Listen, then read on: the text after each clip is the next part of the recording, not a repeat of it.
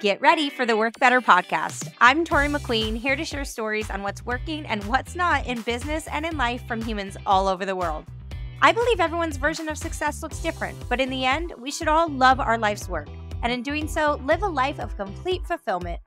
And if you don't love your work, I'm hoping you'll tune in and uncover some inspiration here to work better.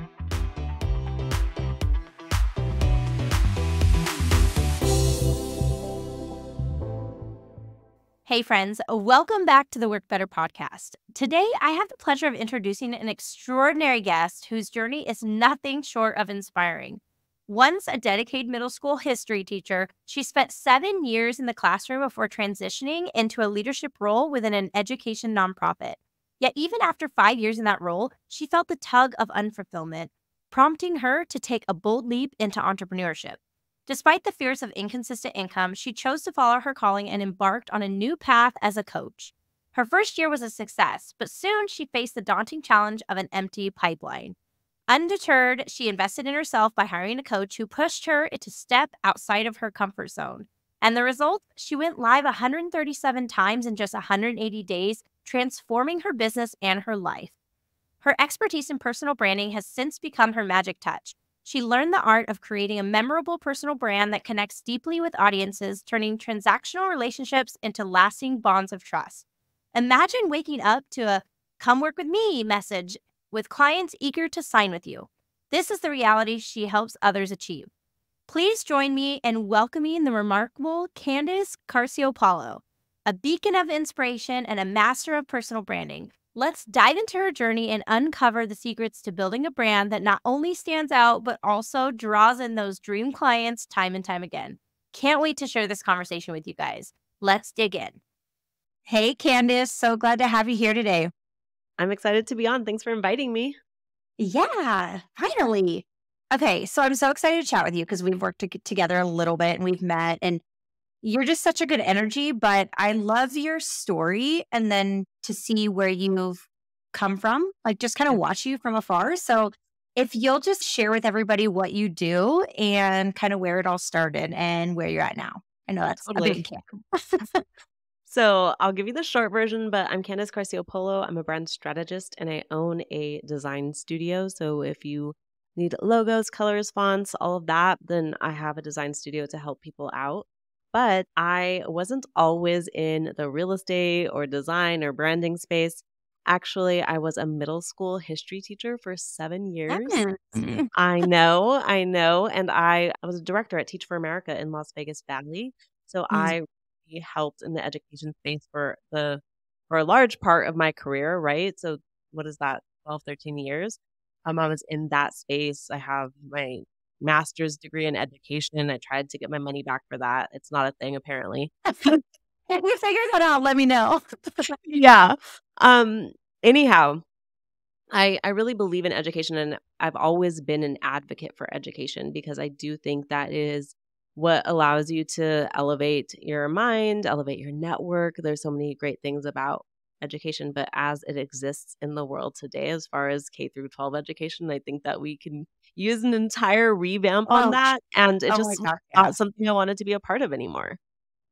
And the other thing was I was honestly just too bougie to like make $65,000 a year for the rest of my entire life. Can you imagine? I was like, I have my master's degree and I'm just going to wait on a 3% raise, hopefully every year. Like that seems insane. Or pay for more education to pay for your bonuses. Right. Like, is that crazy? It didn't even make sense. The math wasn't mathing for sure.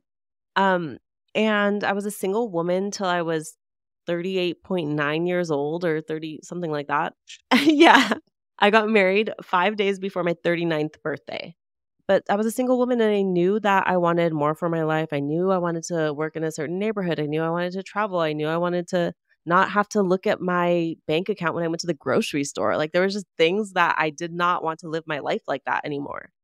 And so what I was doing at Teach for America is I was like coaching coaches who coached teachers. Oh my gosh. Super meta. I know, super meta.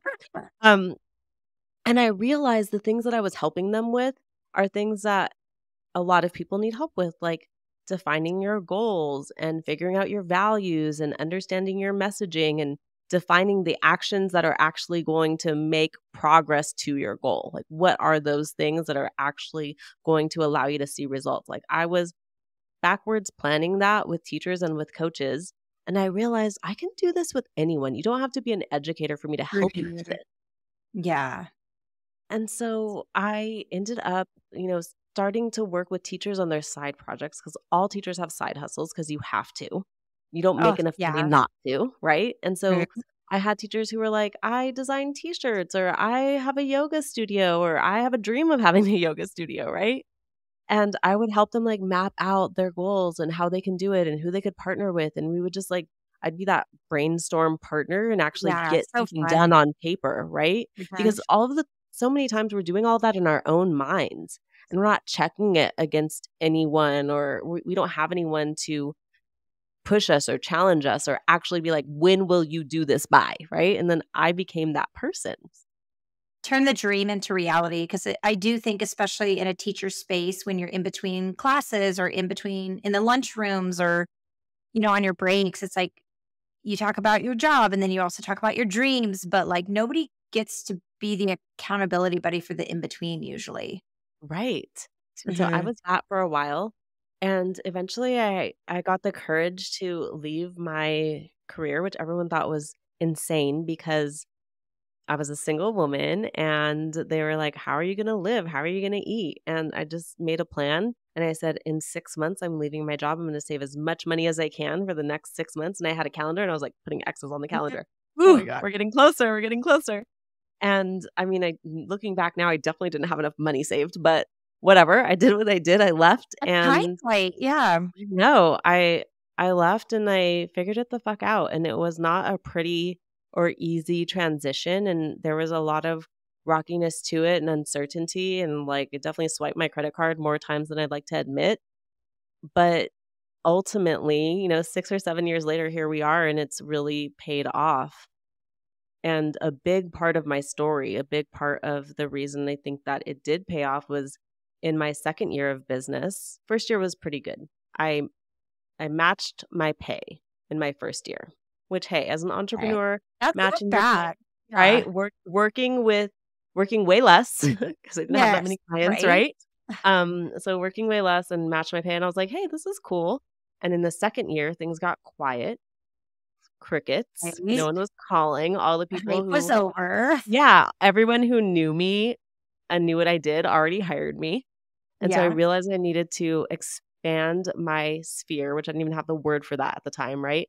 But Mhm. expand my sphere of influence is what I now know I needed to do. And so I was following a coach on Instagram, and she seemed like she had it all figured out. And I hired her and I was like, "Okay, I wanna work with you because this is, like, the last money I have. And if this doesn't work, I'm gonna have to, like, move back home, and this is gonna be really embarrassing because everyone told me not to do this." And she told me, "Okay, Candice, this is what I want you to do. Since you need to have more people, more eyes on you, you need visibility, and people need to know what it is that you help them with. What problem do you solve? So you're gonna go live every day." And at the time, it was Facebook. Oh my She gosh. said, Yeah. For the next 6 months, you're gonna go live every day. I'm like, "What am I gonna talk about?" She's like, "You'll figure it out." Okay, just swipe my credit card. It was a big investment, and I'm supposed Yeah. to figure it out, right? So I was kind of annoyed. But she was absolutely right, like, I did figure it out.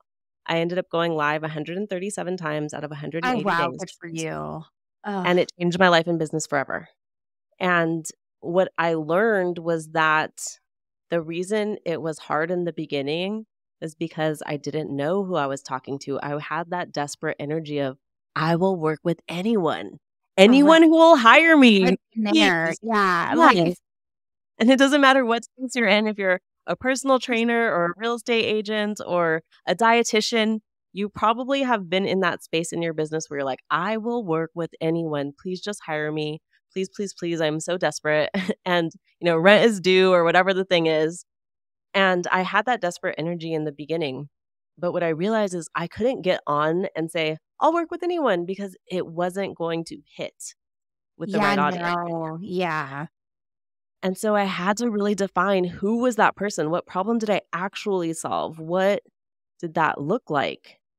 And every day, if I was forced to go live, I had to basically ask myself that question over and over again. Like, who is this person? What do they need to know? What frameworks, what tips, what systems do I teach? And how can I make that accessible to my audience, even though my audience was like 2 people maybe potentially watching live, right? Yeah, but you know what it is, though? I think the repetition, though, changes who you are and you start to believe what you're doing even more so. Cause I think I do, even in myself and like other people that I know and other entrepreneurs, it's like they believe they know that they can help, but they're also kind of like, yeah, well, I'll help, but like, what do you need help with? I can do a lot. I can do a lot. Like, and, I'm flexible. But really, it's like, no, but what do you really do? And what can you really offer and help? And I think doing the daily habit of like jumping on forces you to get down the verbiage and to get more clear every day. Even if you're not clear the first like 40 days, at Yep. least the last 60, you're good, you know?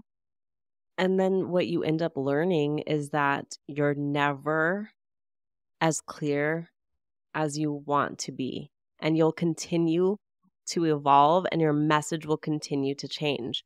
Because I also didn't mention that I have a certificate in life coaching, so I'm a certified life coach, which I Okay. think really goes well together with the branding and marketing because there's a lot of inner work that has to be done to have the courage to show up Hmm. and to really share your value. I mean, as a human being, you are inherently worthy, and I think people forget that. And you also have permission to evolve, grow, change your perspective, learn new things, work with people who you maybe have never dreamed of working with. And I know something that's pretty amazing that happened with me is as I continue to show up and as I continue to evolve my message, I realized that some people who I really loved working with were real estate agents because at the time I was working with people who were just starting their careers. So people starting their journey in entrepreneurship, I should say. Hmm. And so when I was helping them, I realized that a lot of people who were contacting me were real estate agents and they were just transitioning to this space and they hadn't yet made their first $100,000 in a year. And I was like, I can help a real estate agent do that like this, like that's not Hmm. hard for real estate agents if you have the right systems in place. Okay. So let's unpack this for a second because you mentioned you wanted to escape your career with teaching Yeah. and you just said, oh, in 6 months, I'll do that. Okay. Explain to me a little bit about what that looks like because I do know so many people feel that way. And as you're teaching, it's kind of nice because you do have those summer breaks of like, oh, worst case scenario, I'll just go back in. But what did that actually look like? What did that plan look like? And even if it's like, hey, my only plan is to save this money. I have no idea what else I'm doing. I want to hear that because I think there's a Yeah. lot of people out there that think it needs to be perfect and it just does not. So Yeah. please elaborate. I mean, this is embarrassing, but the truth is that I was really like, okay, I was going to save like, I don't know, 1,000 or $2,000 a month, and I was Yeah. just gonna be real scrappy with it, and I was like, "If I did this, I will have enough in my account to, like, last me to live for 3 to 6 months, and Uh-huh. by then, I will have figured it out," which is Maybe just insane 6 for me months. What?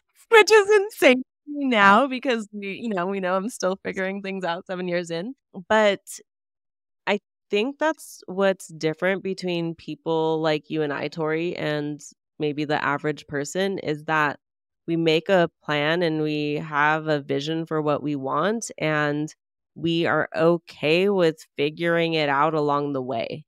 And when I think Uh-huh. about the people who are the most successful who I look up to, I realize that at every level, it doesn't matter where you are, what I realize is that at every level, it doesn't matter which level of success you've achieved, that people are still trying to figure it out. And Oh my so gosh. Yeah, sorry, I don't mean to cut you off, but like no. that is so real. Like any higher up networking event, anything that I've spoken at, anything where I've hung out with like higher level people, they're just the same. And like my husband says, like everybody puts on their pants the same way. Like, Yep. you know? My Yeah. husband always says that, um, every day that his business grows is the first day that he's owned a business that large. which Yeah. means he's a beginner every single day at every level, even though, he's got on the outside looking in, like, oh my gosh, he's like crushing it. And he is. However, internally, there's always the next thing that you're thinking about as a business owner, as an entrepreneur. There's always going to be something that you don't know. And I think it's the people who embrace that and say, yep, I'm Mhm. going to let it be messy and I'm going to figure it out. And I'm going to leverage relationships and I'm going to connect with people and I'm going to commit to learning and growing and making mistakes and, collecting data and trying new things. Like, if you can commit to Investing. that, you'll Mhm. always be successful. Yes. Ah, that's so good. And it's funny because I related a lot back to parenting. Like, with your kids, they grow different ages, and at each age, they're different, and each age, you're different. And then you have multiple, and then you're like, oh my God, they're not the same. Like, it's literally the same thing. It feels the same in business. You get to a certain level, and then you hire new people, and then you hire them, and you're like, oh gosh, here's another train. And it's it's a new game all the time, which is partly why I enjoy it. But you're right. I think a lot of people are feeling like they need to do it a certain way or have a certain plan in place. But at the same time, like they don't know what they don't know. So it's like just being able to figure that out is the quickest way to learning how to continue to move forward, I guess. Yeah, totally. Okay. When That's so funny. $1,000. I know, right? Now it's hilarious. It's Uh, like, if I just saved $1,000 a month, I'm like, what? But even Crazy. and I was just talking about this the other day. We have different people that we know that have gone like bankrupt multiple times over, like especially in entrepreneurship, and it's no big fret, right? Like big It's head part of the honcho. game. Okay, let's go bankrupt and then roll it all up and go again. It's like it sounds like so scary, but at the same time, it's like, oh, we're just putting a You label on it and like continuing to move forward. Nobody cares, and at you the end of start the day, like, yeah, Yeah, you got start to think about money very differently as you create wealth, as you make more money, and starting to think about money as a tool and things like okay, not trying to go bankrupt, but like when you look at people who have like very big figures, you understand that that's also a tool that they are using to get them to the next step, right? It's not necessarily because of a huge failure. Like there's mhm.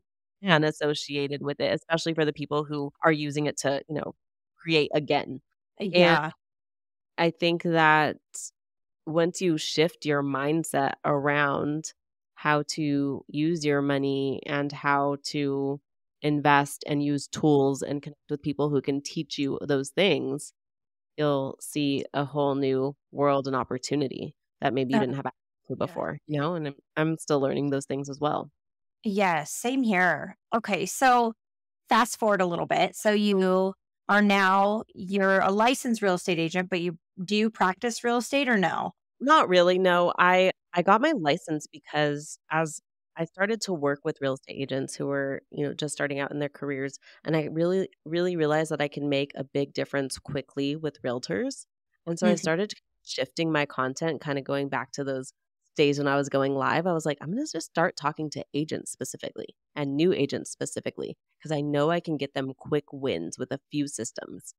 And when I started doing that, I also had the opportunity to connect with Ryan Serhant because I was making real estate content and he was looking for someone to help his agents grow their personal brands. And we kind of connected in the clubhouse space. And so that was really amazing. And it wouldn't have happened had I not been consistently working on trying to define my message. Mhm. And so kind of getting niche and focusing on real estate agents and real estate agents specifically who are trying to, sell more properties in their first few years of business allowed that connection to happen. And I then looked like the expert in the real estate space who helped people because of the content I created and doubling down on a niche. And Oh, so that was we're 2 gonna years. we're gonna dive into that Yeah, because that was changing, life changing. I believe it, and each decision that you make leads to another life changing one. So it's so fun when you like do something that's uncomfortable, and then all of a sudden you're like, whoa, like this big life changing thing would have never happened if I didn't do, these 100 videos a day, or I didn't join Clubhouse, or I didn't speak up or ask this one question to Ryan Serhant, like, or whatever, however that worked. It's just so funny how in moments that you're scared or unsure, like, are the huge defining moments of your career or life in general. Um, but touching more on like the branding side. So you work with Yeah. agents specifically, and you kind of evolved to get to where you're at now. So let's talk about niche and Hmm. niching down, because this is a big debate of, okay, you are the niche, but then Yeah. also you have to start somewhere very specific, it seems, right? Because I don't know about you, but I am a lot of different things. I wear a lot of different hats. And this is something I personally struggle with too. It's like I do not just one thing. So like to niche down is almost like, oh, am I in that box? And then like how do I get out of that box? But then also with, I hate to say algorithms, but if even if I replace that word with audiences, right? You're talking to different people in different niches. So then it's like sometimes confusing, right? So niche versus not niche. Like, do you think people have to be in like the tiniest niche to start? And what are your thoughts on that? I think it really helps if you're looking for fast growth and credibility because I didn't make this up, but there's like this saying that you can't boil the ocean, right? And if you Oh, try I to love boil the that. ocean, Where you where can't does that do come it. from? I don't know. Where There's a book or oh, something. I read a thank lot. There's a you. lot of Hey, I watch a lot of TikTok. Who knows? But you can't boil the ocean. And if you can't boil the ocean, how can you be like the hot thing in a smaller audience and then allow yourself to grow? So if you're a real estate agent, this might mean like getting a farm, like farming, like figuring out what is that neighborhood with those 230 houses that you are going to be the go-to agent in because your signs are up every weekend, because you're hosting every open house in that neighborhood, because you're door knocking, because you're dropping off pies for Thanksgiving and you're doing all of this stuff. So every single house in that neighborhood knows that you are the go-to agent there. And once you start there and you get them, you're giving them something to talk about as far as who you are and what you do, then you can begin to expand, but you still have that credibility. yeah. And so I think that once you build that credibility and authority with a smaller audience, then you are able to grow it better. So if you think about Ryan Serhant and his success in New York as an agent, then he's now able to expand because people already trust him. They see him as the authority. So if they already have that trust in New York, why wouldn't they trust him in Florida? Why wouldn't they trust him in the next space? Because you've honed in enough to Mhm. build that leadership in that community, and that is transferable. Um so I do think that you should niche down, and maybe your niche is you, right? Like I in the beginning was helping people who are leaving their 9 to 5 to start their business. Why? Because I just did that and I can help them do that. But now I my message has evolved, who I help has evolved. So I think it's okay to understand that you are going to change who you're talking to over time. That's natural. But I think you'll always grow more quickly when you have a specific audience with a specific problem that you know how to solve. Yeah, and you could probably make bigger impact that way too. Um, I love that analogy of like you can't boil the ocean, because it is like, okay, the faster you or the smaller amount of water that you put in a pot, the quicker it will boil. So it Yes. is like, okay, do you want to win like all the quick little wins add up. And Yes. like I like that you said it basically builds your credibility, Hmm. right? Because if you're boiling small amounts, then hey, you have proof that you can boil water. Like you can Yes. do it, right? Yeah. Whereas if you're sitting there forever trying to boil the ocean, you might never get that boiling water. You don't have those proof points, that social proof that tells the next person that you can help them. And so I know this is probably a controversial take because people are like, you don't need a niche, but I feel like you are the niche is the same thing to me. Like, yeah, I'm the niche. And like I have expertise in real estate branding and marketing because I've worked with real estate agents for the past 6 years. I have a podcast. I talk about branding and marketing all the time. Like those things help define who I am, but also I'm an educator and I approach things through the lens of education. And so just knowing who you are and who you can help is always going to be beneficial. Ah, good. I love that take on it. Hey there, friends. Are you in business and wanting to get more clients over the next 6 weeks? Well, I've got something just for you, the 5831 Method Session and Guide. It's all about simplifying your strategy to attract and close those dream clients. No more guesswork. Think of this as a little one-on-one session with me to figure out the exact strategies to gain those next clients to close. When you jump on board, you'll snag a downloadable guide and step-by-step video session with yours truly, so we can tailor this method to fit your unique business and goals. And imagine this, in just under an hour session, you'll have a custom roadmap ready to roll out over the next 6 weeks.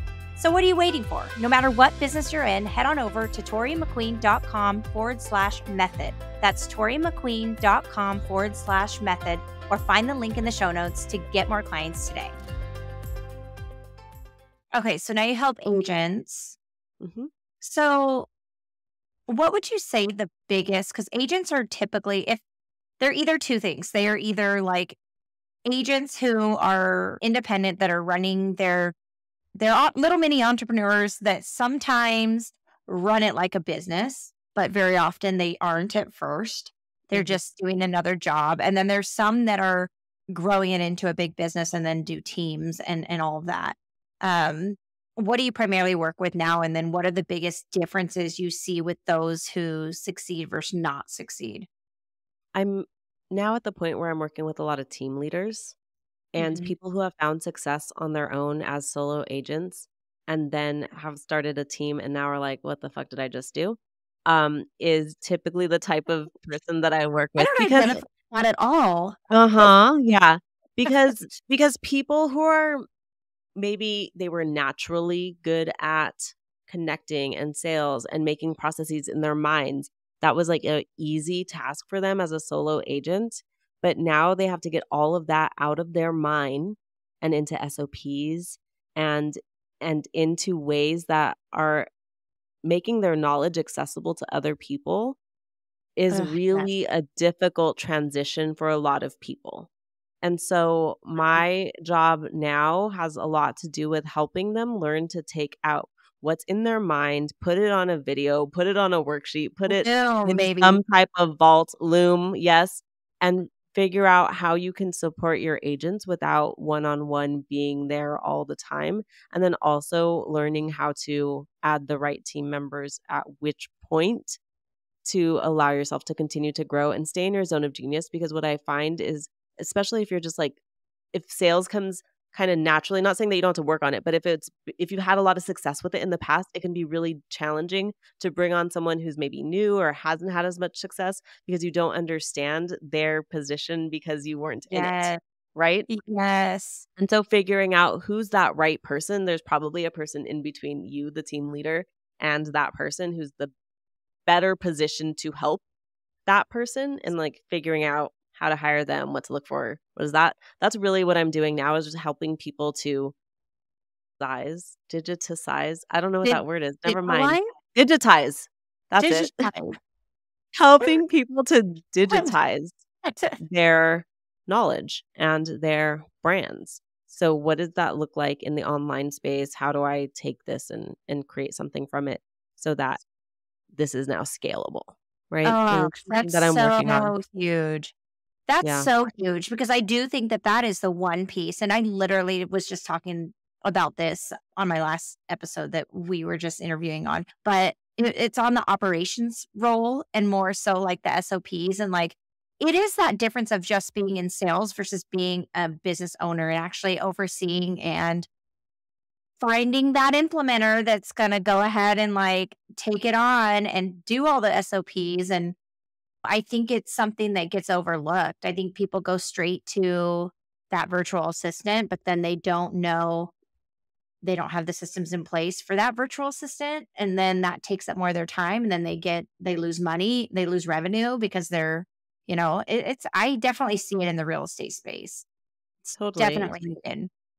Yeah. And so that's kind of who I'm working with now, is more team leaders, CEOs who are trying to figure out how to scale their impact without sacrificing their time. And that's where social media comes in, I'm sure. That's exactly it. Yeah. And social media is leverage. So Rory Vaden, he is, I don't know what he calls himself, but he's big in the personal branding space. I first heard him on Ed Milet's podcast. and been a fan ever since. Good But podcast. he talks about, it's a great podcast. Yeah. He talks about, Rory Vaden talks about how personal branding is essentially the digitization of your reputation. And I love that definition because everyone understands what a reputation is, right? Your mom taught you about your reputation a long time ago. We all know. Okay. And so since we all know we have a reputation, right? So we all know we have a reputation already. Now, how do we own our reputation in the online space so that the right message is getting across to the right audience at the right time?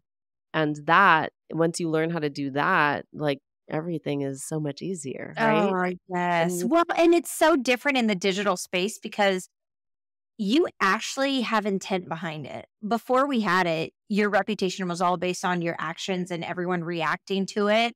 And you didn't have really the time to really sit down and think, like, how do I really want to be perceived? What is my actual message? Who do I want to chat with? AKA, who are my people that I want to find? Who do I want to help? Like, these were not questions that we were taught in school or that we even thought about. So like now it's kind of one of those that it either, it can be a huge anxiety for people to have to go through that process of picking and choosing like who they actually want to be and not on accident, or it's this huge superpower and something yeah, that if people can hone that in and have that skill, which I do think it's a skill, then they can totally leverage it in their favor for a positive reputation or a reputation that they can control, which is yeah. it's so fascinating. So a lot of the people that I work with at this stage are people who've already found success, like I mentioned before, right? They're already, selling a ton of houses. They're already successful. People in their neighborhood, in their communities already see them as a leader. 'Cause they feel like they're everywhere, right? They're the mayor of their town. And so the great thing about working with clients like this is that all I'm doing is telling them how to share what they're already doing in the online space. So we're around the holiday season right now while we're recording this. Thanksgiving is actually tomorrow, and a lot of real estate agents do things like giving out pies during the holidays. Okay. Right. I refuse this year. I did They're- lottery. Lottery tickets, great. But here's the thing, most people do those things and they send out an email or they send out a mass text or whatever. They get the people to, they give the pies. That's fine. But what if instead of the 50 or 100 or 200 pies that you're giving out, what if you talked about that in the online space before? What if you took pictures with the people who you're giving them out to during? What if you sent out an email after and said, thanks for everyone who dropped off a pie with or who came to the pie event or whatever. What if you did before, during, and after of that event? So instead of the 50 to 100 people who you actually interacted with, thousands of people saw it in the online space and then can say, oh my gosh, Toree always does that thing. She gives out lotto tickets. Isn't that so cool? Like, yeah, maybe next year you'll be a lucky one to get one, like just getting people to have something to talk about when they think about you or when you come up in conversation or when real estate comes up and they just mention, oh my gosh, Toree always gives out lottery tickets. Did you get some this year? Just that slight thing can help change someone's perception. And so what I do is I take a look at my client's calendar and say, these are the 5-10 things you have going on this month. How are we using that as a jumping off point for our content? Gosh. And it's so efficient, right? So Like efficient. you're already doing the thing. It's Toree, just how many team meetings are you having in a month? How many team meetings? 4. 4 team meetings a month. And I bet you talk about a shit ton of stuff in every team meeting. Are you posting about any of those things online? Yes, some of them, but not our actual meeting. It usually Right. comes out in like different spurts of content, but Yeah, that's yeah. fine. But like, what if you're like, okay, here's our agenda for the meeting. There's 4 main topics. What if you just put that in a content calendar and said, I'm going to talk about that topic, that topic, that topic. And like now you are letting your content work for you. Like you're letting your daily life lead your content plan. That's all it really is. And then if you're like, oh shit, I'm not spending enough time in my daily life doing things that actually matter to me, and that's why I don't want to put it out there, then that's a red flag. Okay. If you're not Right. doing what matters to you or that you are excited to talk about, well, maybe you're not doing the right things, Like that's the whole other path. And I love that. I Yeah. love that. I chat with some of my business partners about that sometimes is like, okay, people don't know what to post. I don't know what to post. It's like, well, do something cool then. Start doing what you think is cool, I guess. And then you'd have something that you think is worthy of sharing. But you should be living a life that's worthy of sharing.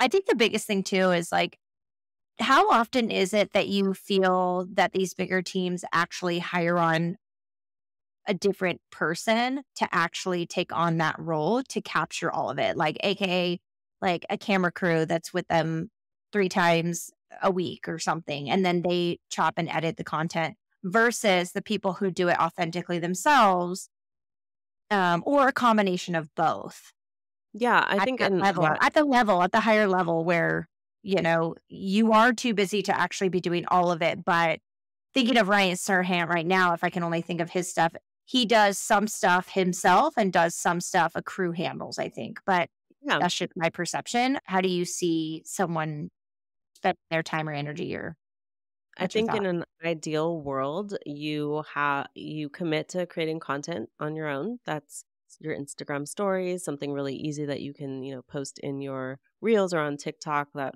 requires little to no editing. You're putting it out there, photos, things like that. And I think that you also, meet with a videographer when it makes sense and you make content. And I think that it depends on where you are in your business. You're not yet making $100,000. Bust out that phone. I bet you have a lot of time. Go ahead and make Yeah, some but you better content. be. Go on YouTube and figure out how to edit a Well, I video, know right? Like how. if you have Yeah, it's either like you either have time or you have money, right? So wherever you are, you decide. If I have time, I can watch YouTube and learn how to edit and add captions and do what I need to do. If I have money, no time, then I'm hire someone to do that for me. But it still needs to be your face. It still needs to be your voice. So you're not going to entirely get out of creating content just because you have money.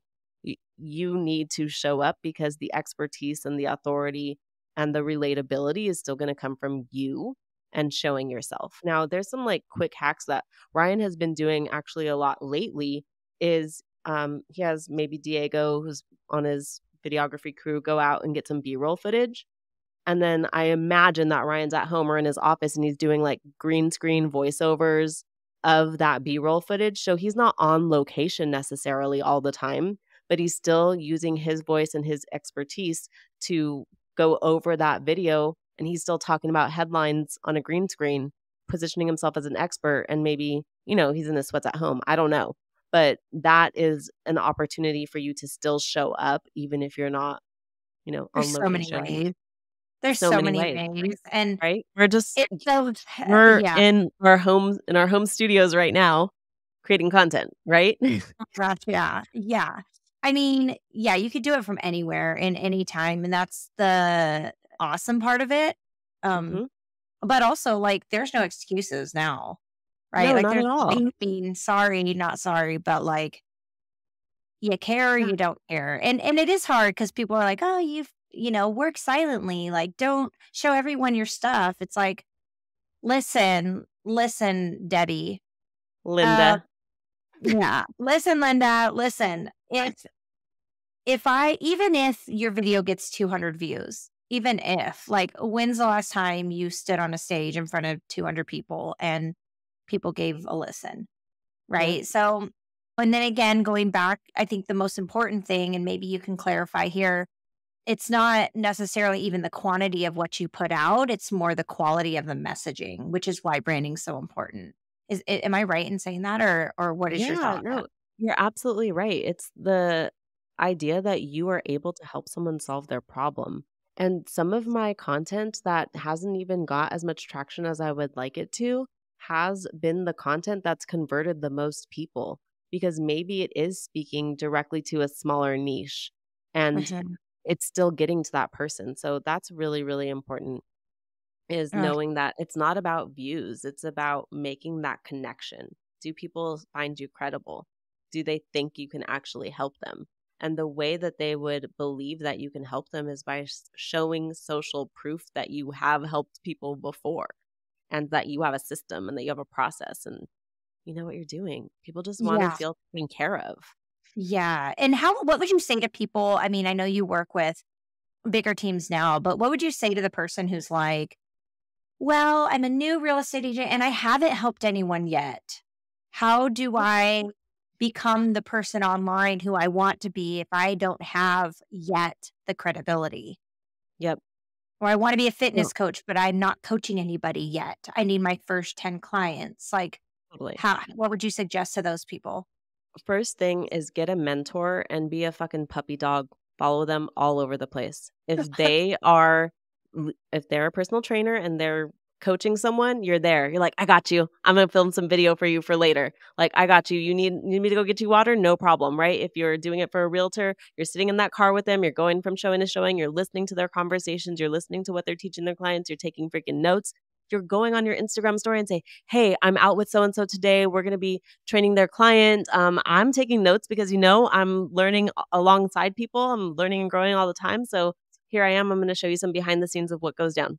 Like, you're just using your experience learning as an opportunity to showcase that you're committed, that you're growing, that you want to be the best of the best, that you work already with the best of the best. And that credibility is transferring to you as you make that commitment. And most people aren't willing to give up enough of their time. And you have to think about it, especially in real estate. Like, this is your real estate university. Following a successful person around, not being in the way, not asking for stuff, but being of service and helping and anticipating their next need, listening to the words they use, listening to how they close a call, listening to how they open a call, listening to how they start a conversation. How they do the assumptive close. Like, what does that sound like? Like, where's that confidence come from? You want to learn all of that, soak it up like a sponge. And then obviously you're going to make it your own in the future. But you have to be willing to be that person who is a beginner who says, I know I don't know shit. And that's why I want to follow you around for the next 3 months. Yeah. And then you're showing that you're, like you said, like you're building that trust that you're actually serious. People can take you're not asking for a listing, okay? Like, you're not asking for a lead, right? I think that's where people mess up. Ask for advice, ask for support, or don't even ask for advice. Just listen and say, hey, when I listened to these conversations, I implemented this and it worked. That person wants to know that they're helping you learn. Yes. Okay. I have this other question too. If you got people who are starting it, even your CEO, team leads that are like, hey, I'm doing this, I'm implementing this, I'm committed to posting. What would you say would be the good time frame that they can expect to start to see a shift or a change? And whether to know that's what's going in the right direction or the wrong direction? Yep. 3 to 6 months if you're actually doing what I tell you. And I'll just tell you right here, this is free, everyone. Yes. If you post 3 videos per week that show your face, where we can hear your voice, and your Instagram Reels or TikTok, whatever platform, I really don't care. Just pick one platform, post 3 videos, and then your voice. Yep, in your voice, your face. And then you are talking and taking people along your day in your stories, your Instagram stories typically. 1 to 2 minutes, showing behind the scenes what's going on. If you do that for 3 to 6 months, there is no way that you're not going to get traction. 100% of my clients who listen to me get traction. Now, what does traction look like? Because it might not be a sale, right? You can't. Let's hear it. Yeah. So traction is walking into your brokerage meeting and people saying, okay, so you're making reels now? That's traction, okay? Even if they're doing it in a sarcastic way. That's you going to Yep, that's you going to Thanksgiving dinner. I'm like, oh, she thinks she's famous now. Do you see her? When your cousin's talking shit, that is traction, okay? Because that's how it starts. It starts with people who are not used to seeing your face online, who are not used to hearing about your career online, who aren't used to seeing you as an expert in anything, making fun of you, okay? Traction. That's traction. You start to get some DMs, you start to get some comments. People are going to ask you things like, oh, you got your real estate license? Oh, you're doing this now? Oh, you have a team now? Starting to just ask questions in your DMs. They might not be, I want to buy a house yet, but you're getting more interactions. Now, Ryan always says that conversations lead to sales. And that conversation might start with, oh, your sweater is so cute today. You don't know where that's going to go. Yes, so give true. them the opportunity to talk to you. One of my favorite stories about this is one day I got an air fryer. This is showing my age, and I was really excited about my new air fryer, and I got it delivered by Amazon. And I opened it, and the box said Friday, and it happened to be Friday. So I just got on my Instagram story, and I was like, hey, got my new air fryer, Friday. I don't know any air fryer recipes, so if you have one that I should try, drop it here. I got about 14 people message me different things like, oh, try this, try that. Someone's like, I fried pickles. And I thanked every single one of them. Ooh, thank you. Sounds good. Gonna try it. Thank you, thank you, thank you. And someone's like, oh, by the way, Candice, I've been meaning to talk to you. Because she sent me a fucking air fried pickle. Okay. And then hired me. I made thousands of dollars because I shared about my air fryer. It seems stupid, but I gave them an easy in, non-threatening, like, here, let's start a conversation. And so I share that example often because it seems so ridiculous and so far-fetched that I think people find it hard to believe. But literally sharing anything that's going on in your life is an opportunity to start conversations. And that's really what we're trying to do in the online space. Yeah. And it's the compound of it all, right? The compounding of it all, I should say. So it's not just the air fryer that you posted. It was, they are watching when you don't even know. And then the air fryer is like, like, I can relate. Like, hi. Okay. Yes, So totally. it is the compounding event. It's not just one post. So 3 to 6 months is what people can expect if they're posting 3 times a week, wherever it is. Pick a platform, no excuses. TikTok, Instagram, YouTube, wherever you name it, Facebook, and stories. Yeah. You said a minute and a half on stories? 2 minutes of stories a day will do wonders. So, yeah. Okay. Anything else that they should do in 3 to 6 months? In 3 to 6 months, I mean, you're going to want to be a good friend on social media. Like, comment, share. Like anything that you would do. Introverts. Maybe I'm wrong. Favorites. My favorite introverts? It's my own theory. I told my husband, I said, I am such an extrovert. I don't get any, like, I get all my fuel with people's energy in person. I can do, I love podcasting. So like people's voices and seeing their faces, like I almost get the same energy, which is why I love it so much. But the pictures or the reels, like, it's harder for me to connect with people, right? Because I blame it on being like extroverted. My energy is like, I need to feel them, right? But I'm like, all these introverts are killing it because they're like getting away with being social in their living room. Like, it's kind of awesome. That's one of the things I love about it. Yeah, I know. You have the advantage in person and I have the advantage online. Maybe that might be true. Yeah, I think that, the things that you are probably naturally good at is like recognizing people's accomplishments, like noticing when someone does something awesome, highlighting them. Like that's why people love you, is because you remember something about them and you recognize them, and everyone wants to feel seen, heard, and valued. But in the online space, that looks a little bit different. That might look like you seeing one of my posts and sharing it. Now I'm in front of your audience, and now I feel really good that I made an impact on you. And now you're like putting a coin in our relationship piggy bank, And so if you can continue to recognize people online, that looks like liking, commenting, and sharing when it's appropriate, giving people what I call virtual high fives. If you can get good at that, then you're going to start building those online relationships. And if you're already good at that in person, that's just doubling down. Without wanting it in return. Yes. Only ever genuinely. Yes. Only genuinely. And without expectation. And also it doesn't have to be because I shared your post, you share mine. No. But yeah, that's terrible. Not that. Only genuinely. And also knowing that, let's say I see something that you do and I share it. It doesn't mean that the positive good thing is going to come from you to me directly. It might be from some other source, but ultimately like it all works itself out. Yeah, and you're adding more value. Yeah, you're usually adding more value for your audience too. Awesome. Okay, well, I could chat branding and marketing and all the things with you forever, but we are limited here. So let's tell people what you're up to and where they can find you if they need someone in their corner to start, or finally commit to branding and all the things on social media in general, and just they probably need your help. So like, where can they find you? Yes, absolutely. Slide into my DMs, Candice Carcioppolo on Instagram and everywhere else. And I'll have Toree drop that in the show notes so you know how to spell it. But it'll be there. My DMs are always open. I would love to chat with you. And in 2024, my podcast partner and I have a podcast called Not Nice Clever.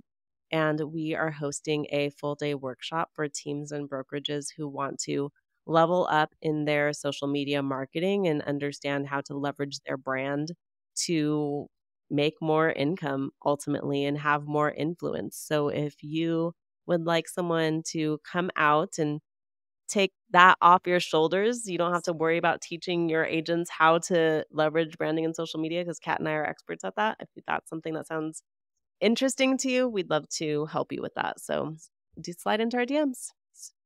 Awesome. And are you only working with real estate teams or any other small teams in We're business? open to, So we will work with small teams in business in the organizations, specifically people who are entrepreneurs is really who we like to work with. Awesome. So good. Well, thanks so much for your time today and also for sharing all the golden nuggets. And nobody has any excuses anymore. So they should really get on it. It's 2024. And if you guys haven't already followed Candice, you know where to find her now. And yeah, just thanks for your energy, Candice. Thank you. I appreciate you having me. Yes. Enjoy your holidays and we will chat with you soon. Well, my friends, thanks for tuning in to another episode of the Work Better podcast. I hope you've wrapped up your golden nugget and take it with you on your journey to finish out the week. Don't forget to follow, subscribe, leave a review, or reach out to me personally if you have any special requests for guests or questions you'd like me to share on the show. In the meantime, I'll be over here rooting for you. Until next time.